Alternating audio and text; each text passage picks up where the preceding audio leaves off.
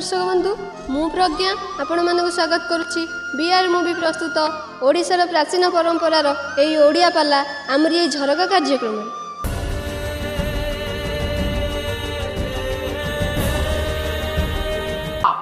गाइबे आज्ञा गोटे श्लोक आपण मानकर बहिटर नाम है नागानंद कवि होचंती आपण मानकर हर्षवर्धन नागानंद हर्षवर्धन कौन आज्ञा लिखिले चारि पाद श्लोक गाउछि कहला तिष्ठन भाति पितु पुरा भवि जोता सिंहासन की तो था जत समय को सुगंध चरणे ततस्यंति राजंके के भुगत भुवन त्रय भुक्ताति जागुर हो आयासा खलु राज्य अवस्थित पुरतस्ताति कश्चित गुण हो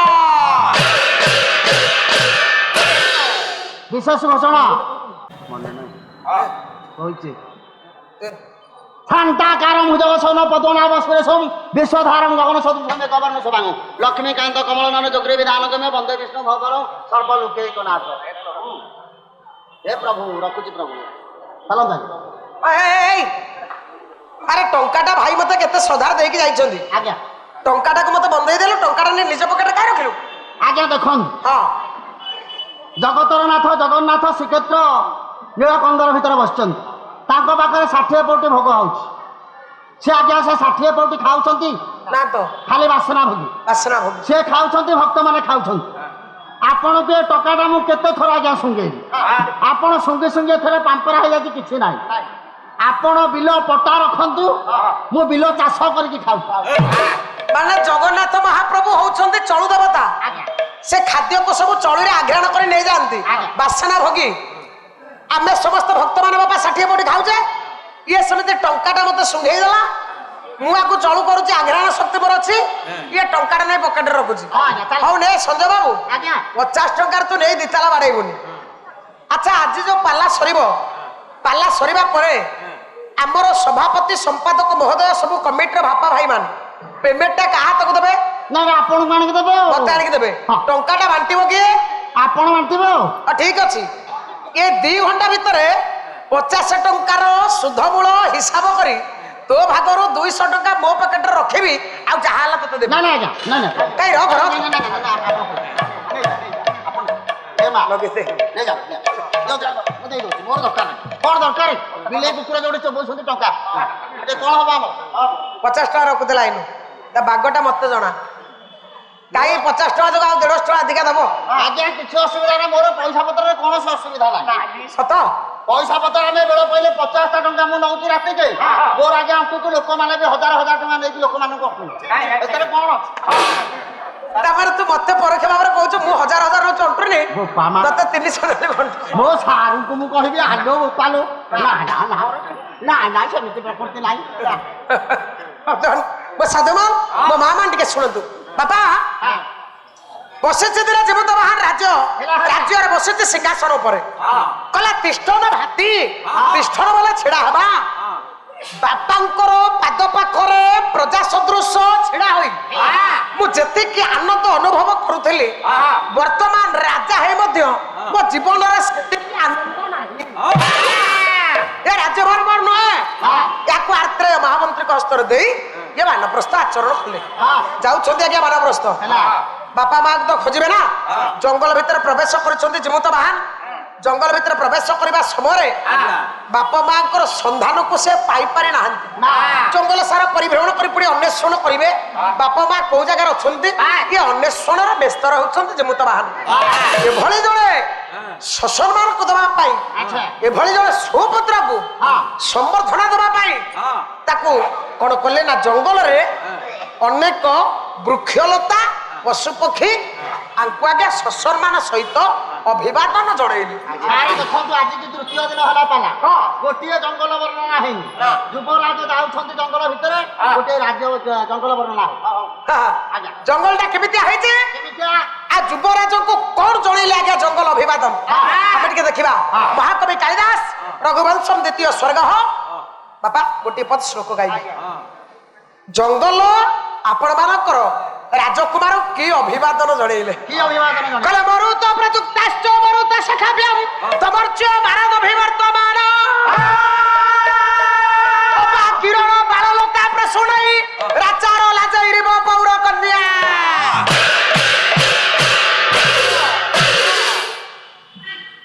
ଜଙ୍ଗଲକୁ ଆଜ୍ଞା ଯାଇଛନ୍ତି କିଏ ନା ଆପଣ ମାନଙ୍କର ଜିମୁତ ବାହାନ বাস বাস ଏ ଜିମୁତ ବାହାନକୁ ଦେଖିଲା ପରେ হ্যাঁ ଜଙ୍ଗଲରେ ପବନ ଦେବତାଙ୍କର ସଖା ହଉଛନ୍ତି ଅଗ୍ନି ଦେବତା বাস ୟାଙ୍କର ତେଜଟା କାନ୍ତିଟା ଅଗ୍ନି ଭଳିଆ କିଆ ତେଜିଆନ হেলা ୟାଙ୍କୁ ଦେଖି ସାରିବା ପରେ আচ্ছা ଇଏ ଚିନ୍ତା କଲେ ଭ୍ରମବଶତ ପବନ ହଁ। ଯେ ମୋର ସଖା ଅଗ୍ନି ମୋ ପୁରକୁ ଆସୁଛନ୍ତି କି বাস ତାଙ୍କୁ ଅଭିବାଦନ ଜଣେଇବା হ্যাঁ ଏକାଠି ବାପା 49 ପବନ ଏକତ୍ରିତ ହୋଇ হ্যাঁ ପ୍ରବଳ ବେଗରେ ସେ ଜଙ୍ଗଲରେ ପବନ ବହିବାକୁ ଲାଗିଲେ হেলা হেলা ଅବିବାହିତ ପୁର କନ୍ୟା ମାନେ ରାଜା ଯେତେବେଳେ ପାରିଧି କରି ଆସନ୍ତି ରାଜ୍ୟ ଜୟ କରି ଫେରନ୍ତି হ্যাঁ ସେତେବେଳେ ଆଜ୍ଞା ତାଙ୍କ ମସ୍ତକରେ ବିଜୟର ସଂକେତ ସ୍ୱରୂପ ଖଇ ଗୁଡାକ ବିଞ୍ଚନ୍ତି ଏଠି ମୋ ମା ବାପା ମାନେ ଆଉ ଖଇ ନାହିଁ না ଅବିବାହିତ କନ୍ୟା ନାହାନ୍ତି ନା। ତାହେଲେ ରାଜକୁମାର ମସ୍ତକରେ ବିଞ୍ଚିବ କେମିତି তাহলে ক্ষয় হচ্ছে বিচ্ছিলা কি କହିଲେ ଅବା କିରଣ ବାଳ ଲତା ପ୍ରସୂନେଇ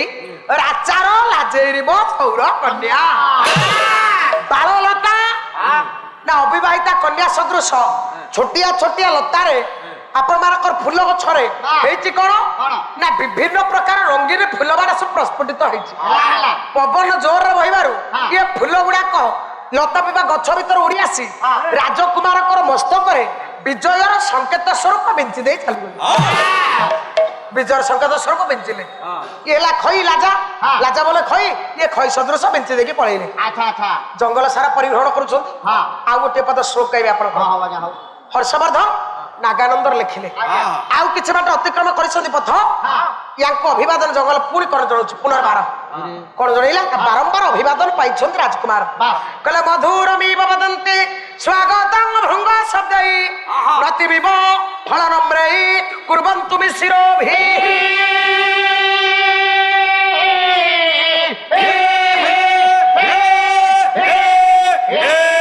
ମମ ଦଦତ୍ରୈବାର୍ଘ୍ୟ ପୁଷ୍ପବୃଷ୍ଟି କିରନ୍ତ କଥୌନ ସପର୍ଯ୍ୟା ଶିକ୍ଷିତ ସାକ୍ଷୀ ରୂପୀ ସେ ଜଙ୍ଗଲର ଆଜ୍ଞା କିଛି ବାଟ ଅତିକ୍ରମ କରି ସାରିବା ପରେ ମଧୁର ବଦନ୍ତି ସ୍ୱାଗତଂ ଭୃଙ୍ଗ ଶବ୍ଦେଇ ମଧୁର କଣ୍ଠରେ ଭୃଙ୍ଗ ବୋଲେ ଭ୍ରମର ମାନେ ଗୁଣୁ ଗୁଣୁ ନାଦ କରି ରାଜକୁମାରଙ୍କର ମସ୍ତ କର୍ଣ୍ଣ ପାଖରେ ଚତୁଃପାର୍ଶ୍ୱ ଘୁରି ବୁଲି ଗୀତ ଗାଇଲେ ବା ଯଶ ଗୁଡାକ ଗାଇଲେ ଆଉ ହେଲା କଣ ନା ଫୁଲ ଫଳା ବୃକ୍ଷ ରାଜିମା ନମ୍ରତି ଗୁଣିନା ଜନାହା ନମ୍ରତି ଫଳିନା ବୃକ୍ଷ ଗୁଣିଜ୍ଞାନୀ ବିବେକ ଯିଏ ସେ ସବୁବେଳେ ନମ୍ର ଆଉ ଯୋଉ ଗଛରେ ବାପା ଫଳ ଆସେ ଆଚ୍ଛା। ସେ ଗଛଟା ଭାରାକ୍ରାନ୍ତ ହେଇଯାଏ ସେ ଗଛଟା ଉପରେ ସିଧା ଛିଡା ହୁଏ କି ନା। ସେ ଗଛଟା ଆପେ ଆପେ ଲଇଯାଏ ତେଣୁ ଏ ଗଛଟା ଫଳର ଭାରାକ୍ରାନ୍ତରେ ଲଇ ଯାଇ ନାହିଁ ଯେ ରାଜକୁମାରକୁ ଅଭିବାଦନ ଜଣେଇବା ପାରି ଇଏ ଫୁଲ ଫଳ ବୃକ୍ଷରାଜି ମାନେ ତାଙ୍କୁ ଆଜି ଅଭିବାଦନ ଜଣେଇବା ପାଇଁ ଚାମର ସଦୃଶ ଢାଙ୍କି ରହିଲେ আরে আপন টিকে রেস্ট নিয়ন্তু পিলা আমার গোটে ভজন বলছি আর গোটে মানে ଦେଖିବା ଆଜ୍ଞା ରାଜକୁମାର ବିଚାର କଲେ ଏ ଜଙ୍ଗଲରେ କେତେ ସମୟ ଏମିତି ପରିଭ୍ରମଣ କରିବି ବାପା ମାଙ୍କର ଅନୁସନ୍ଧାନ କରୁ କରୁ ଗୋଟିଏ ପଦ ଓଡିଆ ନାରୀ କବି ଅପର୍ଣ୍ଣା ବହିଟାର ନାମ ହେଲା ସୁଧନ୍ୟ ଇନ୍ଦୁମତୀ ଜଙ୍ଗଲରେ ସୂର୍ଯ୍ୟଙ୍କର ଉତ୍ତପ୍ତ କିରଣ ରକ୍ଷା ପାଇବା ପାଇଁ ତାଙ୍କ ମସ୍ତକ ଉପରେ ବୃକ୍ଷରାଜି ମାନେ କଣ କଣ କରୁଛନ୍ତି ଆମେ ଦେଖିବା ସୁନ୍ଦର ପଦ ଶୁଣ କହିଲେ ବଟ ଚଳ ଦଳ ଆଦି ମହିରୁ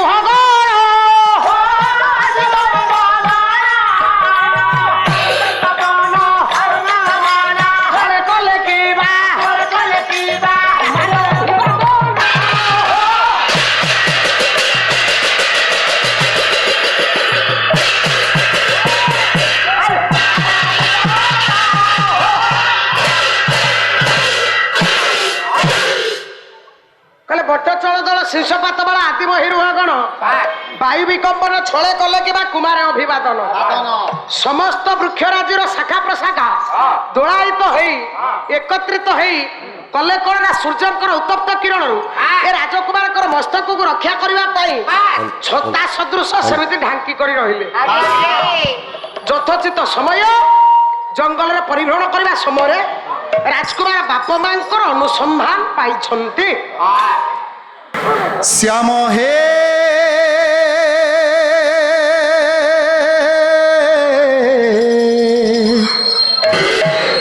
ଶ୍ୟାମ ହେ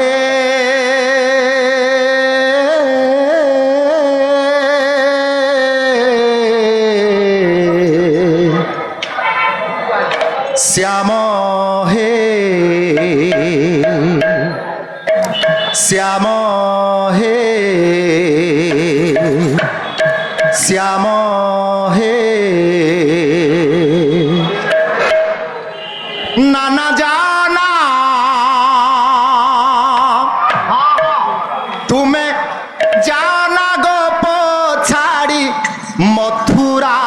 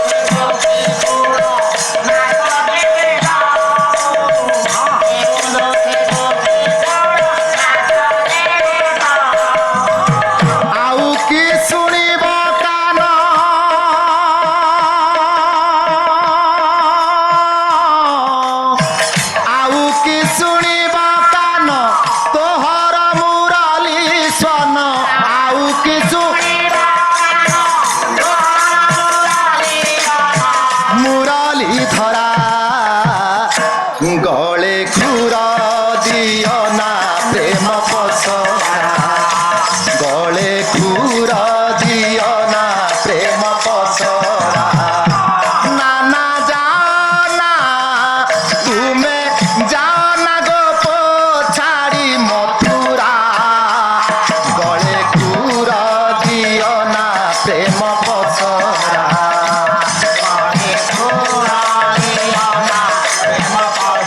ଶ୍ୟାମ ହେ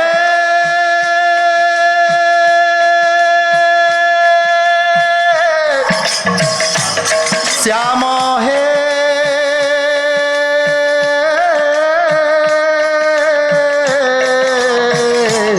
শ্যাম হে শ্যাম হে শ্যাম হে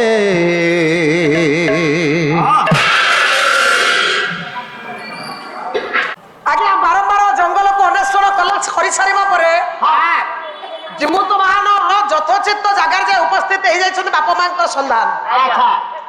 ବାପା ଦେଖିଲା ପରେ ଜିମୁତ ବାହନକୁ ଆଶ୍ଚର୍ଯ୍ୟରେ ପଚାରିଲେ, ବାପା ଏ ରାଜ୍ୟଭାରଟାକୁ କାହା ହସ୍ତରେ ଗ୍ରହଣ କରି ତୁ ମୋ ନିକଟକୁ ଦୌଡ଼ି ଆସିଛୁ ନା ବାପା? ଏ ରାଜ୍ୟଭାର ଆତ୍ରେୟ ମହାମନ୍ତ୍ରୀଙ୍କ ହସ୍ତରେ ଦେଇ ମୁଁ ଆଜି ଆପଣଙ୍କ ନିକଟକୁ ଆସିଛି ଆପଣଙ୍କର ପାଦ ସେବା କରିବି। ଆପଣଙ୍କ ଛାଡ଼ିକି ରାଜ୍ୟରେ ମୁଁ ରହିପାରିଲିନି ବାପା, ଆପଣ ନିକଟକୁ ପଳେଇ ଆସିଛି, ଆପଣଙ୍କର ପଦ ସେବା କରିବି ବାପା। କହିଲେ ଜିମୁତ ବାପା ଏତେ ବଡ ରାଜ୍ୟ ସମୂହ ପ୍ରଜାମାନଙ୍କୁ ତୁ କାହା ଦାୟିତ୍ୱରେ ଦେଇକି ଆସିଛୁ ଧନ? ଆତ୍ରେୟ ମହାମନ୍ତ୍ରୀଙ୍କ ନିକଟରେ ଦେଇ ଦେଇକି ପଳେଇ ଆସିଛି ବାପା। ଆତ୍ରେୟ ମହାମନ୍ତ୍ରୀଙ୍କ ହସ୍ତରେ ହଁ ରାଜ୍ୟଭାର ତୁ ଦେଇଛୁ? ହଁ ବାପା। ଆରେ ସିଏ କଣ ରାଜ୍ୟଭାରକୁ ସହିପାରିବ? ବାପା ଆପଣଙ୍କୁ ଛାଡ଼ିକି ପ୍ରଜାମାନଙ୍କୁ ସେ କଣ ସତରେ ପାଳିପାରିବ? ବାପା ଆଜିକାଲି ବ୍ୟକ୍ତିତ୍ୱ ମାନେ ପ୍ରଜାମାନଙ୍କୁ ସତରେ ପାଳିପାରିବେ? ଆଜ୍ଞା ତୋ ଭଳିଆ ସୁପୁତ୍ର ତ ପ୍ରଜାମାନଙ୍କୁ ପାଳିପାରିଲୁ ନାହିଁ ନା? ଆଜ୍ଞା ଆଜ୍ଞା। ଏତେ ବଡ ରାଜ୍ୟଭାର ତା ହସ୍ତରେ କାହିଁ ଦେଲୁ? ତୁ ଯେତେ ଶୀଘ୍ର ପାରୁଛୁ ରାଜ୍ୟକୁ ଫେରି ଯା। ନାଇଁ ବାପା ଆପଣଙ୍କୁ ଛାଡ଼ିକି କେବେ ହେଲେ ଯାଇପାରିବିନି ବାପା। କହିଲେ ବାପା ରାଜ୍ୟକୁ ତ ଫେରିବିନି, ଆପଣ ଯଦି ବାରଣ କରିବେ ଜଙ୍ଗଲରେ ରହି ପଛେ ଆଉ ରାଜ୍ୟକୁ ପ୍ରତ୍ୟାବର୍ତ୍ତନ କରିବିନି, ଆପଣଙ୍କର ସେବା ମୁଁ କରିବି।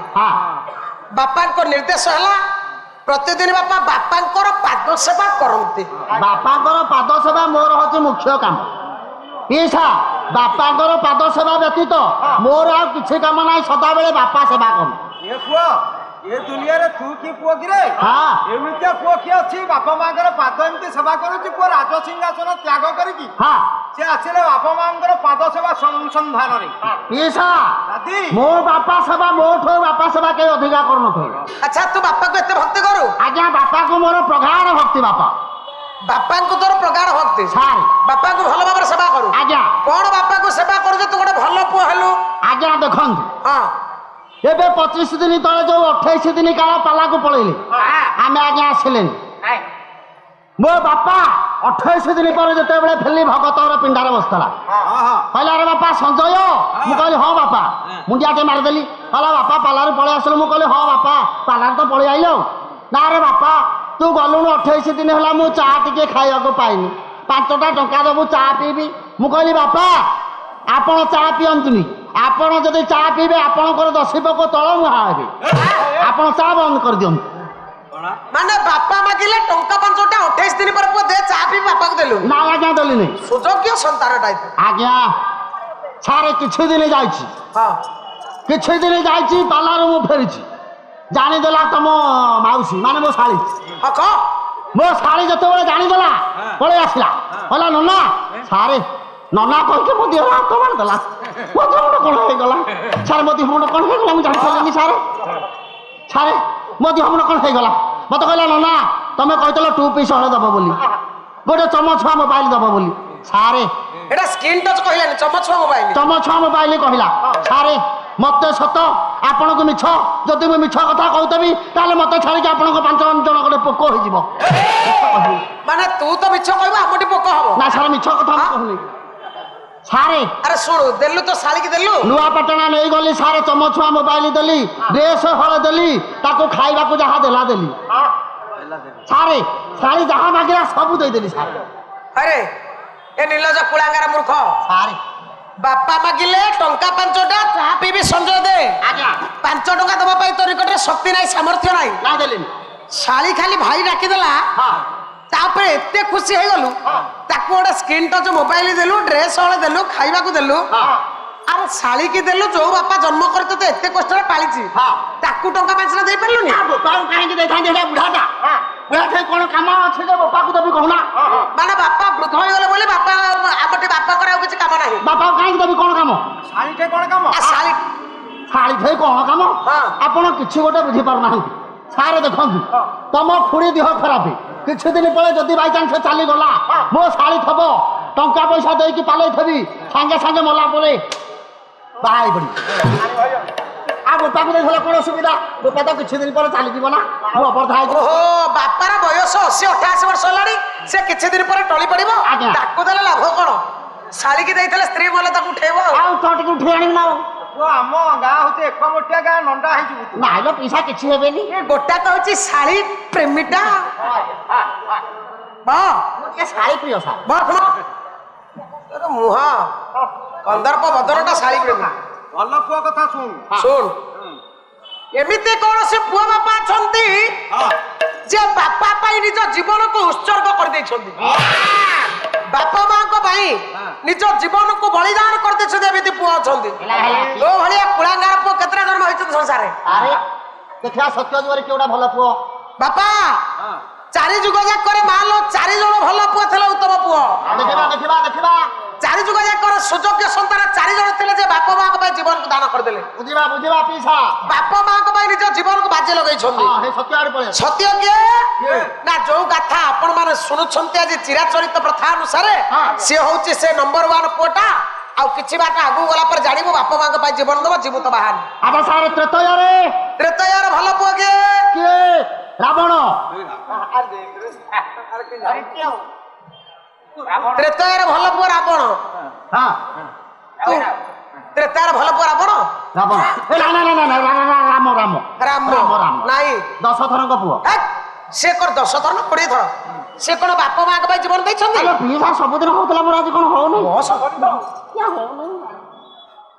ରାମ କଣ ବାପା ମାଙ୍କ ପାଇଁ ଜୀବନ ଦେଇଛନ୍ତି ବାପା ନାଇଁ ରାମ ବନକୁ ଗଲା ପରେ ଆଜ୍ଞା ମୋ ପ୍ରଭୁ ଦଶରଥ ରାମଙ୍କର ଗୁଣକୁ ଝୁରି ଝୁରି ଆତ୍ମ ବିସର୍ଜନ କରିଦେଲେ ହଁ ଆଜ୍ଞା ପୁଅ ଯୋଗୁ ବାପା ମନା ପୁଅ ଯୋଗୁ ବାପା ଗଲେ ନା ଆଜ୍ଞା। ଆଉ ବାପା ଯୋଗୁ କଣ ପୁଅଙ୍କର ଜୀବନ ଦାନ ଦେଇଛି ନାଇଁ ସାର୍, ନାଇଁ। ରାମ ନୁହେଁ ନାଇଁ। ତ୍ରେତୟାରେ ରାମ ଉପରେ ଆଉ ଜଣେ ଭଲ ପୁଅ ଥିଲେ ରାମ ଯାହାକୁ ପ୍ରଣାମ କରନ୍ତି କିଏ ସେ ପୁଅ କିଏ ଜାଣିନୁ କିଏ ମୋ ମା ବାପା ମାର ପଟ୍ଟଚିତ୍ର ଆପଣ ମାନେ ଘରେ ରଖିଛନ୍ତି ସେ ପୁଅର ସେଇ ପୁରୁଣା କଥା ଆପଣଙ୍କୁ କିଛି ନୂଆ ଭଳି କଥା କହୁନି ସେଇ ପୁରୁଣା କଥା ଆପଣଙ୍କୁ ଟିକେ ସ୍ମରଣ କରିଦଉଛି ମନେ ପକେଇ ଦଉଛି ବାସ୍ ବାସ୍ ସେ କିଏ ନା ସିନ୍ଧୁ ନାମୀ ପୁତ୍ର ପୁଣି ଜନମଲ ଭିଲା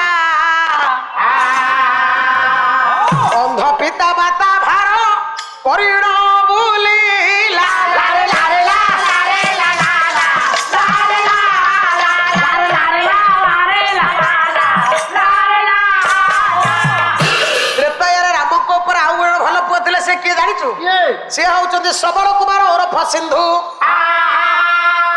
ଅନ୍ଧ ବାପ ମା ଦିଟାକୁ ଭାର କରି କାନ୍ଧରେ ବୁହାଇ ସବୁ ତୀର୍ଥକୁ ସେ ନେଇକି ଯାଇଥିଲେ ଆଜ୍ଞା ଆଜ୍ଞା କ୍ଷୁଧା ଲାଗିଲା ବେଳେ ମନ ଜାଣି ଆତ୍ମା ଜାଣି କ୍ଷୁଧା ନିବାରଣ ପାଇଁ ଫଳ ତୋଳି ଆଣି ଦିଅନ୍ତି ଆଜ୍ଞା ତୃଷା ଲାଗିଲେ ତୃଷା ନିବାରଣ ପାଇଁ ଝରଣାରୁ ଜଳ ଆଣିବା ପାଇଁ ପିଇବା ପାଇଁ ଦିଅନ୍ତି ହଁ ଆଜ୍ଞା ସେଦିନ ବାପା ମାଙ୍କର ତୃଷ୍ଣା ନିବାରଣ ଅର୍ଥେ ଝରଣାକୁ ଜଳ ପାଇ ଯାଇଛନ୍ତି ଦଶରଥଙ୍କର ଶବ୍ଦ ଭେଦି ବାଣରେ ନିଜ ଜୀବନକୁ ଦାନ ଦେଇଦେଲେ ଭଲ ପୁଅ କିଏ ଆଜ୍ଞା ତାହେଲେ ଏଇ ଆଉ ସିନ୍ଧୁ ଆଉ ସିଏ ହଉଛନ୍ତି ଶ୍ରବଣ କୁମାର ସିନ୍ଧୁ ସିନ୍ଧୁ ସିନ୍ଧୁ ଦ୍ୱାପରର ଭଲ ପୁଅ କଂସ କହିଦେବି ଚଟକିରେ ଆଉ ତୋ ଭଳିଆ ପୁଅ ମାନେ ସବୁ ହୁଅନ୍ତୁ ନାଶ କଣ କହିଲ ଆରେ ଦ୍ୱାପରରେ ଭଲ ପୁଅ କଂସ ଆଜ୍ଞା ତା ବାପାକୁ କଟୁଆଳ ରଖିଥିଲା ସିକ୍ୟୁରିଟି ଗାର୍ଡ ରଖିଥିଲା ତା ବାପାକୁ ସିକ୍ୟୁରିଟି ଗାର୍ଡ ରଖିଥିଲା ସେ କଂସ ହଉଛି ଭଲ ପୁଅ ଆଜ୍ଞା ତଣ୍ଟିଟାକୁ ଚିପିକି ବୁଲେଇ ବୁଲେଇ ରାସ୍ତା ଉପରେ ଫୋପାଡ଼ି ଦିଅନ୍ତି ତାପରେ ଗାଡିଟା ସିଧା ମାଡ଼ି ଯାଆନ୍ତା ସାର୍ ସାର୍ ମୁଁ ଚାଣ୍ଡାଳ କିଆ କହୁଥିଲି ମୋ ବେଳା ଖରାପ ଦ୍ୱାପର ଭଲ ପୁଅ ଶୁଣ ମଲା ପରେ ବି ବାପା ପାଇଁ ଜୀବନ ଦେଇଥିଲେ ମଧ୍ୟ ମଲା ପରେ ବାପା ସେବାରେ ଲାଗିଲା କିଏ କିଏ କିଏ ସେ ପୁଅ ବିଚିତ୍ର ଧରଣର ପୁଅ ମଲା ପରେ ବି ମୋ ମା ବାପା ମାନେ ତା ଶବଟା ବି ବାପା ସେବାରେ ଲାଗିଛି ସେ ପୁଅ କିଏ ସାର୍ ଶୁଣିବା ସେ କିଏ ବାପା ଜାଣିଛନ୍ତି କିଏ ସାର୍ ମହାମାନ୍ୟ ମାନବ ଗୋବିନ୍ଦ ଦୁର୍ଯ୍ୟୋଧନର ଏକମାତ୍ର ପୁତ୍ର ଲକ୍ଷ୍ମଣ କୁମାର ରକ୍ତ ନଦୀ ସନ୍ତରଣ ବେଳେ ଯେତେ ସମୟ ଉପରେ ବସିକି ଚେଷ୍ଟା କରିଛି ସେପଟକୁ ପାର ହେଇକି ଯିବା ପାଇଁ ତାର ଯୋଉ ପ୍ରୟାସ ସେ ପ୍ରୟାସକୁ ସେ ଜାରି ରଖି ପାରିଲା ନାହିଁ ସର୍ବପରିଶେଷରେ ତାର ନିଜର ପୁଅ ମଲା ଶବଟା ଯୋଉ ଲକ୍ଷ୍ମଣ କୁମାରଙ୍କର ଭାସି ଭାସି ଆସୁଥିଲା ତାରି ଉପରେ ଚଢି ରକ୍ତ ନଦୀ ସନ୍ତରଣ କରିଛି ମଲା ପରେ ବି ବାପା କାମରେ ପଛେ ଲାଗିଛି ଆଜିର ଏ ବିଷୟବସ୍ତୁ ଆପଣଙ୍କୁ ନିଶ୍ଚିତ ଭଲ ଲାଗିଥିବ ବୋଲି ମୋର ଆଶା ଓ ବିଶ୍ୱାସ ଯଦି ଆପଣମାନଙ୍କୁ ଏ ବିଷୟଟି ଭଲ ଲାଗିଥାଏ ତାହେଲେ ମୋତେ ଲାଇକ୍ କରନ୍ତୁ ସେୟାର କରନ୍ତୁ ଏବଂ ସବସ୍କ୍ରାଇବ୍ ମଧ୍ୟ କରନ୍ତୁ ମୋର କଣ୍ଟାକ୍ଟ ନମ୍ବର ହେଲା 9938036476 ରହିଲି ଆଜ୍ଞା ଜୟ ଜଗନ୍ନାଥ ଜୟ ମା ଉତ୍କଳ ଭାରତୀ ଜୟ ଜଗନ୍ନାଥ